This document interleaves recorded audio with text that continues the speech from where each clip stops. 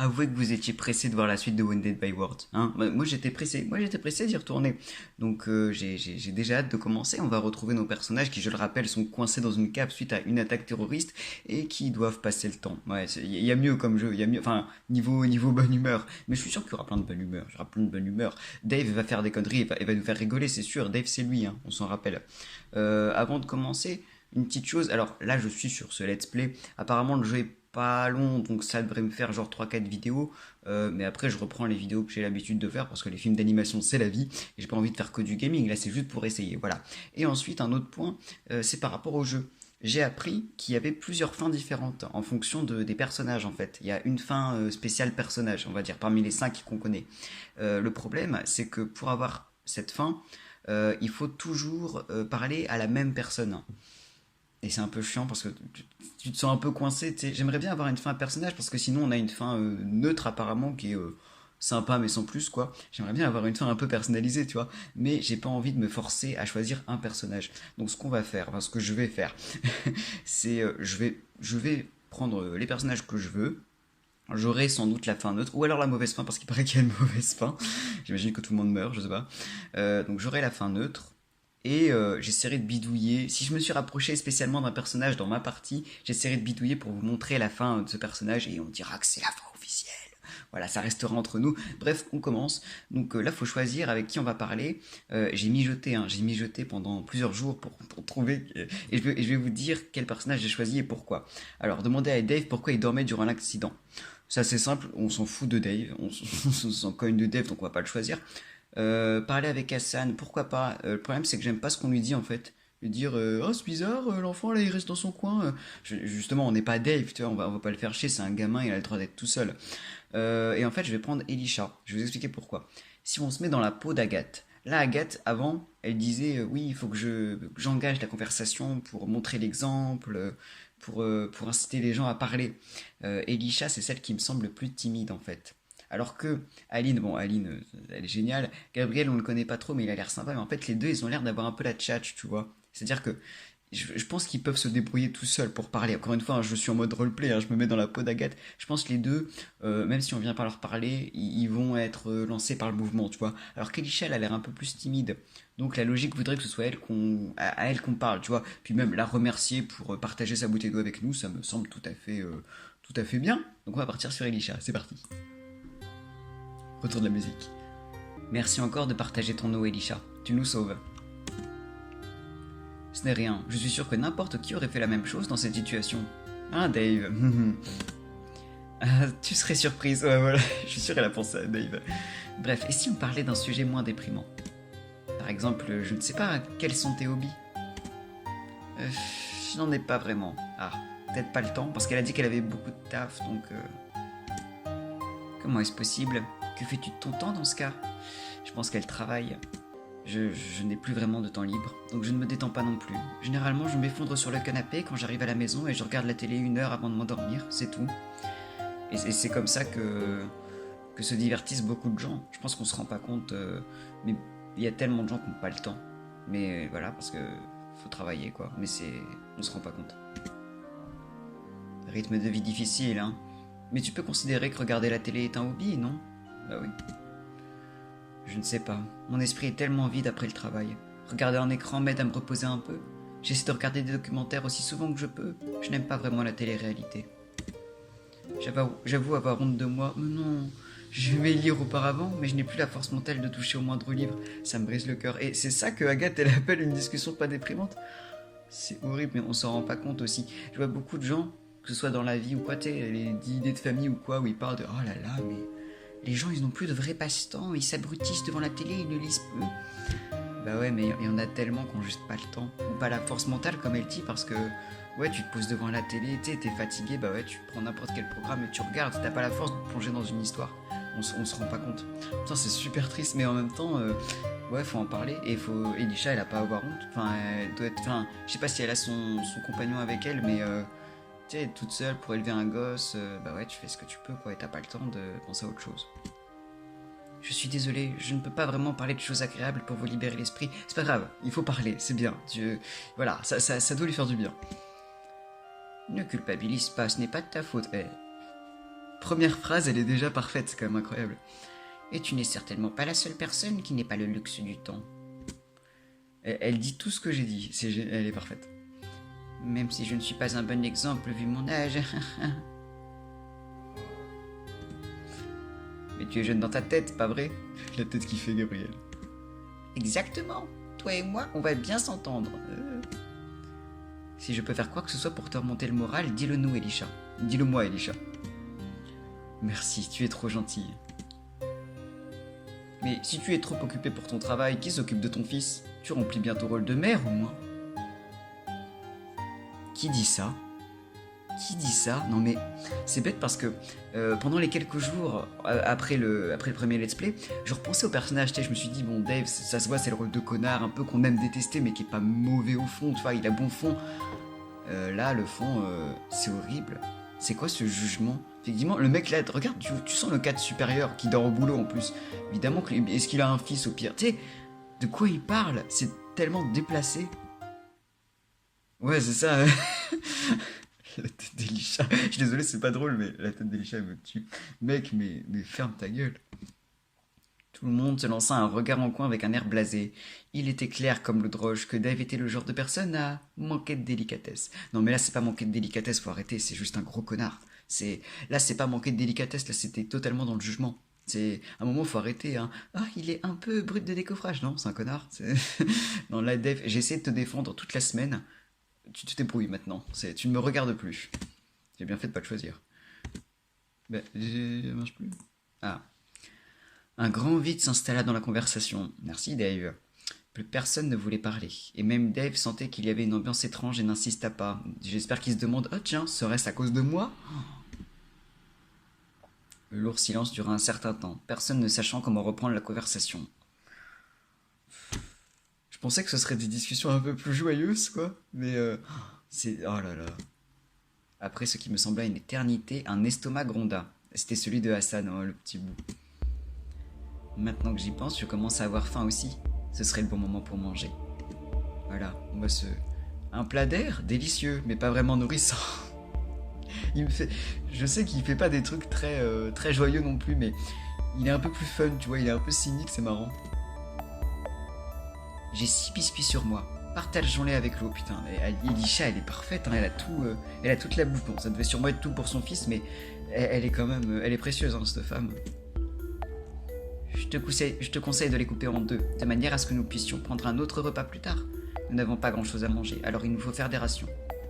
Encore une fois, Agathe qui gère, qui lead le truc, qu'est-ce qu'on ferait sans elle? Ainsi se déroula notre humble repas. Chacun d'entre nous reçut un demi-biscuit et une portion d'eau. Pas assez pour satisfaire mon appétit, malheureusement. Ah, c'est mieux que rien. Remarque ça que quand t'as une portion autant petite, ça se trouve ça te donne plus faim qu'autre chose. Mais non mais ça t'apporte des trucs et tout, c'est mieux que rien comme elle dit. Bon, comme l'équipe de secours n'est toujours pas arrivée, je suppose que nous allons devoir dormir dans ce charmant endroit. Dommage qu'on n'ait pas de couverture sous la main. Peut-être Alisha, j'ai une couverture, je peux la partager. Oh, dormir directement sur le sol, ce n'est plus de mon âge. Si j'avais su, j'aurais pris mon manteau. Est-ce que quelqu'un serait assez gentil pour m'aider le moment venu? Je ne veux pas dormir dans mon fauteuil, il n'est pas assez confortable pour ça. Pas de soucis. Ah merde, pas de soucis, désolé. Dormir sur le sol, ici, c'est honteux. Je refuse. Ah, Dave refuse. Bon bah, d'accord Dave, dors dans le lit à côté, dans la pièce d'à côté, pardon. Comment on a pu penser que tu voudrais dormir sur le sol? Excuse-nous. Non mais il y a un lit à côté, vas-y, on te l'offre. On offre le lit à Dave. Le lit d'air, hein, comme dit Gabriel. Aucun d'entre nous n'apprécie l'idée, tu sais. Dave et... Attends, Aline. Dave est vraiment un pleurnichard. Si tu veux, je peux te chanter une berceuse. Non, merci. Je suis sûr que c'est le genre de personne qui se rend même pas compte de ce qu'il dit. Tu sais, tout le monde le fout droit du regard, il se dit, bah qu'est-ce qu'ils ont? Tu sais, il se rend même pas compte que c'est de sa faute. Ce n'était pas encore le moment pour dormir. Nous avions donc un peu de temps libre à tuer. Nous plaisantions sur le fait que l'équipe de secours allait probablement nous réveiller au milieu de la nuit. C'est bien, faut faire de plaisanteries. Au fond, je savais que tout le monde souhaitait que ce soit le cas. Rapidement, les conversations finirent par s'éteindre. Je ne pouvais pas rester seul à ne rien faire. Je devais parler à quelqu'un pour m'aider à oublier. Passer un peu de temps avec... Alors... Non. Elisha et Hassan, non, on a déjà parlé un peu à Elisha, je vais plus prendre Aline et Gabriel. Puis bon, on va les laisser entre mère et fille, ça un peu. Aline et Gabriel, c'est quand même, hein. J'ai décidé de discuter un peu avec Aline et Gabriel. Aline était pleine de vie, c'était toujours un plaisir de la voir. Gabriel se montrait assez cynique, on avait remarqué, mais j'appréciais ses commentaires sarcastiques. Bah ouais, tu sens que le gars fait quand même ça par humour, tu vois. Ça fait du bien. Je l'ai trouvé de l'autre côté du couloir, au milieu d'un débat passionné. Ça a l'air animé par ici. De quoi parlez-vous? Eh bien, il semblerait que ce jeune homme et moi-même ayons le même hobby. Vraiment? Lequel? Les jeux vidéo. Nous jouons au même MMORPG. C'est génial. Je m'attendais à tout sauf à ça. Mais c'est super. Putain, Aline, c'est une gameuse, mais elle a toutes les qualités. Je n'en raffole pas, mais... Ah, mais putain, à chaque fois je confonds la voix, t'sais. Je n'en raffole pas, mais je peux comprendre l'engouement. Quand tu es une vieille dame comme moi, il faut bien passer le temps. Et jouer au MMORPG est l'activité la plus consommatrice de temps que je n'ai jamais vue. Mais c'est vrai en plus. Pour ceux qui connaissent pas trop le jeu vidéo, un MMORPG, bon, c'est un type de jeu vidéo multijoueur. Et c'est vrai que l'une des principales caractéristiques, c'est que ça n'a pas de fin. Ça n'a pas de fin claire. Il y a toujours quelque chose à faire, il y a toujours des trucs à accomplir, 1000 petites choses à faire. Donc c'est très très chronophage effectivement. Donc c'est sûr que si t'as du temps à tuer, en vrai, même plusieurs heures, même une journée entière, un MMORPG, ça te les remplit les heures. Mais c'est vrai que pour beaucoup de personnes dans une situation de solitude, ou même des personnes âgées, effectivement, c'est un super moyen, c'est vrai. Enfin, en tout cas, c'est sûr que ça passe le temps, quoi. C'est drôle. Quand on commence, c'est dur de s'arrêter. Oui, c'est vrai que c'est très addictif, du coup. Je ne veux pas compter le nombre d'heures auxquelles j'ai pu jouer. Oui, les miennes non plus. Des centaines d'heures pour moi, au moins. J'aime faire le contenu de haut niveau. Tu dois être dans une guilde alors. Une guilde, c'est un groupe avec plusieurs joueurs pour que les joueurs y fassent les trucs en même temps. Ah, mais je traduis, hein, je sais que vous n'êtes pas tous familiers du jeu vidéo. Oui, une petite. J'ai essayé des douzaines de guildes et je finissais toujours dégoûté. Dès que j'utilisais mon micro, un joueur se précipitait pour se moquer de moi et m'insulter. Il y a toujours des cons partout, ouais. Puis des fois, c'est comme des joueurs très jeunes dans les mêmes RPG, en majorité. Ouais, quand ils voient que c'est quelqu'un de vieux, tu peux, ouais. J'ai entendu dire que c'était un problème fréquent dans les jeux en ligne. Je ne supporte pas ce genre de comportement.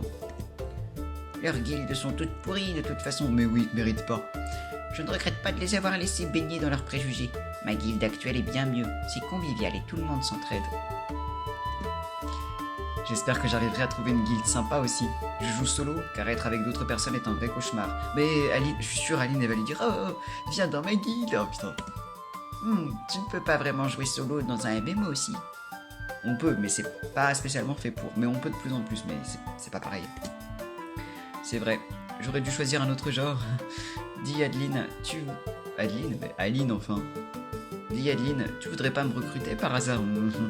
J'aimerais accéder au contenu haut niveau aussi, mais c'est trop difficile avec des équipes de passage. Eh bien, quelle exigence! Je vais voir ce que le chef de guilde en pense. Peut-être qu'il sera d'accord. Donne-moi ton pseudo. Yeah, t'es génial! Finalement, notre situation est de bon côté. J'adore leur synergie aux deux. Je trouve qu'ils se complètent vachement bien. Enfin, je dis ça juste parce qu'ils aiment le jeu vidéo, mais je sais pas. Ils ont tous les deux une tchatch, une façon vraiment super de voir la vie, je trouve. Et ah non, franchement, leur amitié ne me surprend pas, mais c'est très émouvant. Nous devons encore nous en sortir. Ah putain, à chaque fois je confonds Aline et Agathe. Nous devons encore nous en sortir. Oh, c'est en détail. Oui, voilà, ça finira bien. J'espère. Après une conversation animée, nous décidâmes qu'il était temps de se reposer. Je sais pas si vous entendez, il y a des bruits de mitraillettes. Au bout d'un moment, tout le monde se sépara pour trouver l'endroit le moins inconfortable de la pièce et s'allonger sur le sol. J'ai fait un cauchemar. Je les regardais régulièrement et vis que beaucoup tournaient en rond dans l'espoir de trouver le sommeil. Je n'étais pas aussi optimiste. Je crois que j'ai compris. En fait, c'est syndrome post-traumatique. Elle est ancienne militaire et ça expliquerait pourquoi en fait elle était pas bien au début. Vous vous rappelez au début du jeu, genre qu'elle était sous médoc, qu'elle avait un traitement, tu sais, qu'elle voyait les gens et qu'elle se sentait beaucoup loin, trop loin d'eux, qu'elle arrivait pas. Je pense que c'est ça. Je pense qu'elle a dû avoir un gros trauma dans sa vie de militaire et elle n'arrive pas à dépasser ça. Je pense que c'est ça. Je savais qu'aussitôt que je fermerais les yeux, les cris reviendraient, c'est ça. Les étincelles, je ne voulais pas les revoir à nouveau. Ah, c'est horrible. Mais faut qu'elle en parle. Genre, les autres, ils ont... Elisha, elle a parlé de ses problèmes. En fait, je pense que c'est ça la clé du truc, c'est qu'il faut qu'elle lâche du lest et qu'elle se confie, en fait. Parce que là, elle joue le rôle de leader, tu vois. Je pense qu'en fait, ça va être ça le jeu. Elle va jouer le rôle de leader, il y aura peut-être un point de bascule, il faudra qu'elle se livre. Pour avoir une bonne fin, en tout cas. Je savais ce qui m'attendrait. Une autre nuit sans fin, parmi tant d'autres. Au moins, je ne me démarquerai pas demain matin. Personne ne saura. C'est ça, elle le cache. Presque malgré moi-même, je sentis la lassitude m'envahir. Je clignais des yeux de plus en plus lentement. De l'autre... Oula, j'arrive pas trop à lire. De l'autre côté, il y avait les ténèbres et le feu. Je revis le sable, ces dunes. Je sentais le soleil éclatant, l'air lourd, l'odeur de putréfaction. Mon esprit était attiré ici, inévitablement. J'essayais de résister, mais c'était inutile. J'ai été maudite. Maudite par ma mémoire. J'étais au milieu du désert, perdue, impuissante, alors que la scène se déroulait devant mes yeux une fois de plus. Non! Je me réveillai de mon rêve dans un violent sursaut. Nous étions au milieu de la nuit, bien que le décor n'ait absolument pas changé. C'était presque rassurant. J'y pense maintenant, mais s'ils n'ont pas de montre, en plus, ça doit être compliqué de se repérer, pour savoir quand est le jour, quand est la nuit, ça doit être... Tout le monde semblait dormir. J'enviais leurs rêves paisibles. Je voulais être l'un d'eux, mais tu sais pas. Là, on a vu, ils ont tous leurs problèmes. On a vu celui d'Elisha, je pense qu'on sera amené à voir ceux des autres. On a toujours envie, des fois, quand on a un problème, ouais, on regarde les gens, on se dit, ah, eux, ils ont pas ces problèmes-là. On sait pas. Ils en ont peut-être des pires, ils en ont peut-être des différents. Il y a personne qui a une vie paisible. Enfin, il y en a sûrement, à moins d'être le Dalai Lama, mais on a tous des problèmes. Et on a envie, on se dit, ah, eux, c'est plus simple, ils ont ça, mais ils ont peut-être d'autres choses de pire. Donc, non, non, tu veux pas être l'un d'eux. Enfin, c'est plus compliqué que ça. Lentement, avec précaution... Ah, il y a une fois. Ah, c'est pas grave, on va les fautes. Lentement, avec précaution, je me levai et me dirigeai vers les toilettes. Je devais me soulager. Cet endroit est vraiment déprimant. Je m'y sens presque chez moi. Putain, mais meuf, mais ça me fait trop de peine. Ah. Alors que je me relevais de la cuvette des toilettes, je sentis soudainement la présence d'une autre personne alors que je n'avais entendu personne entrer derrière moi. Puis il y eut un bruit étrange. J'approchai suspicieusement la poignée de porte pour voir ce qui se passait. Je ne pouvais pas sortir de la cabine. J'étais enfermé. Ah, l'horreur. Seul dans un endroit exigu, je sentais mon cœur battre de plus en plus vite. Je détestais cette sensation. C'était la même qu'auparavant. Le même désespoir face à la mort. S'il vous plaît, non, non, tout m'est pas ça. Laissez-moi sortir, je ne veux pas rester ici. J'étais comme un rat pris au piège. Oh non, mais c'est vrai. Laissez-moi sortir, pour l'amour de Dieu, je ne supporte pas les endroits confinés. Je tapais sur la porte aussi fort que je le pouvais. C'était inutile. Mes meufs, ils vont t'aider. Je devais chercher un moyen de sortir, rapidement. Mes mains tremblaient. Si je ne sortais pas rapidement, j'allais avoir une crise de panique et tout le monde le remarquerait. Mais c'est pas grave, t'as le droit d'avoir des angoisses aussi. Je ne pouvais pas les laisser me voir dans cet état pitoyable. Je devais trouver un moyen. Ah, on va t'aider. Mais je maintiens qu'elle se met beaucoup trop de pression. Ok, c'est bien qu'elle prenne le lead, mais ça veut pas dire qu'elle doit être parfaite. Mais de toute façon, tous les chefs ou ceux qui prennent un rôle de leader doivent avoir ce problème, je pense. L'empêchement de se confier. Peut-être en tapant. J'ai essayé de marteler la porte à nouveau, mais elle ne voulut pas s'ouvrir. Oui, mais les gens vont peut-être t'entendre. Ah bah oui, elle veut pas qu'on l'entende. Ouais, bah tant pis. J'ai essayé de donner un coup de pied dans le bas de la porte, mais elle ne bougea pas d'un pouce. Bah je sais pas, le verrou, c'est peut-être juste verrouillé. J'ai essayé de frapper la serrure de toutes mes forces. Le gond sauta et la porte tomba dans un grand bang. Ah oui, elle a pété la porte. C'est grand ouvert, enfin. Je me suis précipité vers le miroir. J'ai pris un certain temps pour respirer, agrippant les deux côtés du lavabo. Je ne pouvais pas vraiment comprendre ce qu'il se passait. Pourquoi je m'étais apparemment piégé moi-même? Rien ne semblait réel. Oh là là là là. Est-ce que j'imagine des choses à nouveau? J'avais peur. Peur de moi-même. Peur des autres qui pourraient me voir. Peur de retourner à cet endroit. Je ne voulais pas être enterré sous les corps de mes compagnons à nouveau, voir leur visage déformé et les entendre me maudire à nouveau. C'est la culpabilité du survivant, ça. Genre, tous ses compagnons sont morts, elle survit, du coup, elle se sent inconsciemment coupable d'avoir survécu, en fait, et de pas être morte avec eux. Je savais que j'avais réagi excessivement.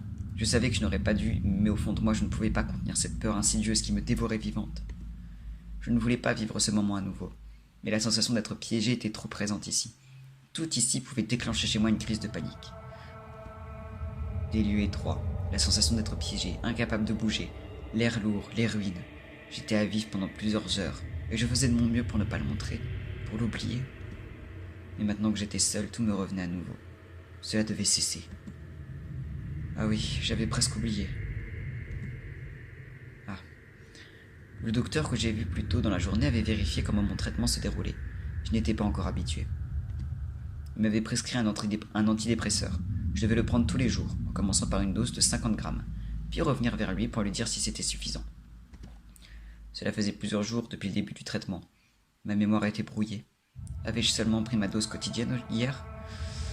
Hier, avec l'attentat, tout ça, t'as peut-être pas eu le temps.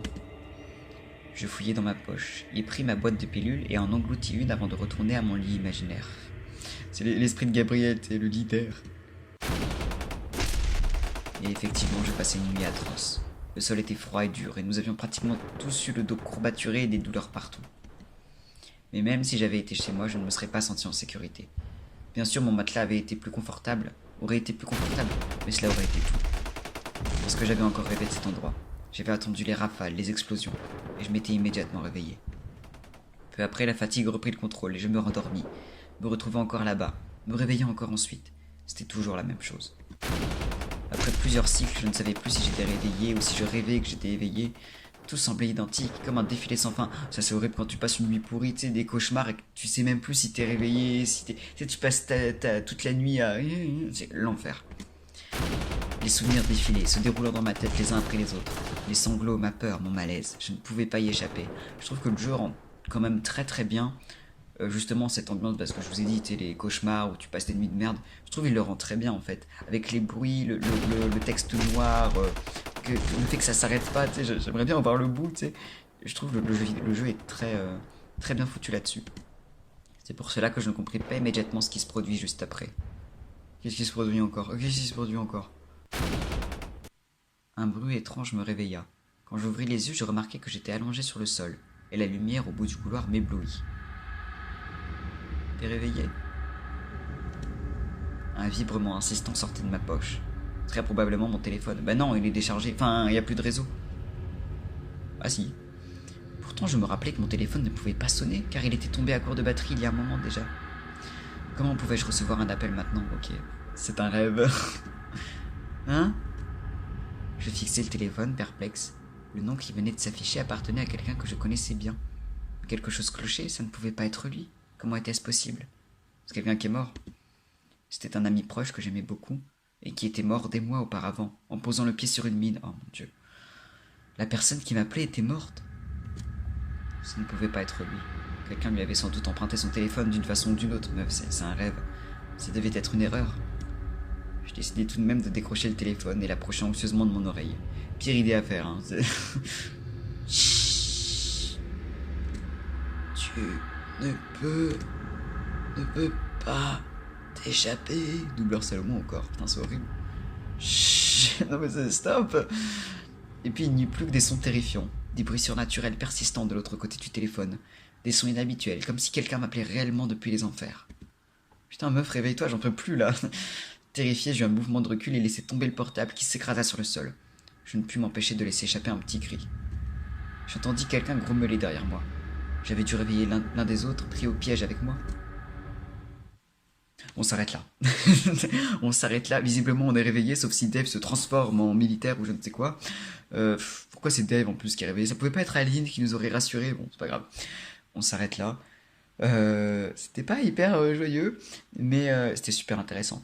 Déjà, mon Elisha, bon, c'était très triste quand même, mais je trouve ça super intéressant d'avoir parlé avec Elisha parce que il y a plein de sujets qui ont été brassés, justement, cette fatigue qu'ont beaucoup de gens, le fait de ne pas avoir le temps, le fait de... Enfin, tout ça, c'est super intéressant. Le truc, le petit crew Aline Gabriel, c'est génial. Je trouve qu'ils ont une très belle alchimie, même si on voit qu'ils ont quand même des fêlures eux aussi. Mais je les trouve vraiment super, quoi. Puis Aline, encore une fois, qui est quand même la best ultime. Dave, bon, un gros con. Et le passage avec Agathe, très très très dur. Très très très dur. Euh, je pense que bon, c'est un choc post-traumatique, c'est clairement ça. Au moins, on n'a plus de doute là-dessus. Je pense que la clé du jeu, ça va être qu'elle en parle en fait. Parce que là, elle est vraiment en mode grosse barrière. Personne ne doit savoir, personne ne doit le remarquer. Faut que. Bon, elle doit avoir un psy, remarque. Bah, de toute façon, elle a un médecin, donc. Mais je sais pas. Ouais, c'est vrai que du coup, elle a déjà dû en parler, je pense. Mais je sais pas. Mais bon, j'espère que ça va aller. Mais de toute façon, je pense que ça ne peut pas bien aller si elle continue de le cacher en tout cas.